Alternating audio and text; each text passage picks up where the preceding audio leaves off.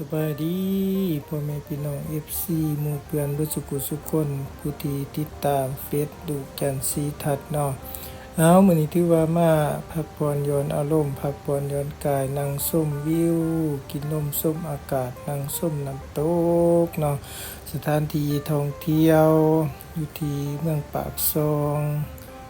แขวงจำปาสักเนาะสถานที่นี้ก็คือตาดคู่ว่าซั่นเนาะแต่ว่าผู้เกี่ยวเองมาแบบบ่มีครูว่าซั่น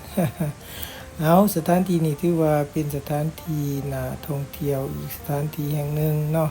หนึ่งในนี้ข้าพเจ้าก็เคยมาหลายเทื่อบางท่านก็คงสิเคยมา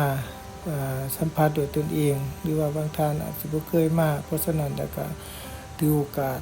อยากเชิญเนาะถ้าไปได้ไกลไปไกลมากก็พาครอบครัวมาพักผ่อนหย่อนกายมาพักผ่อนหย่อนอารมณ์ก็ถือว่า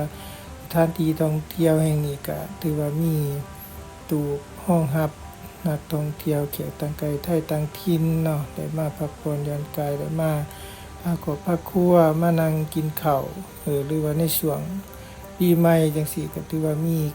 นักท่องเที่ยวนักท่องเที่ยวหลายผู้หลายคนพาครอบครัวมาพักผ่อนหย่อนกายเนาะก็ถือว่าอากาศก็ดีอยู่ที่เมืองปากซองก็ถือว่าเป็นที่น่าท่องเที่ยวเนาะก็ขอบมุกขอบใจเด้อผู้ที่เข้ามาเบิ่งโอกาสหน้าคลิปหน้าพบกันใหม่คลิปนี้บ๊ายบาย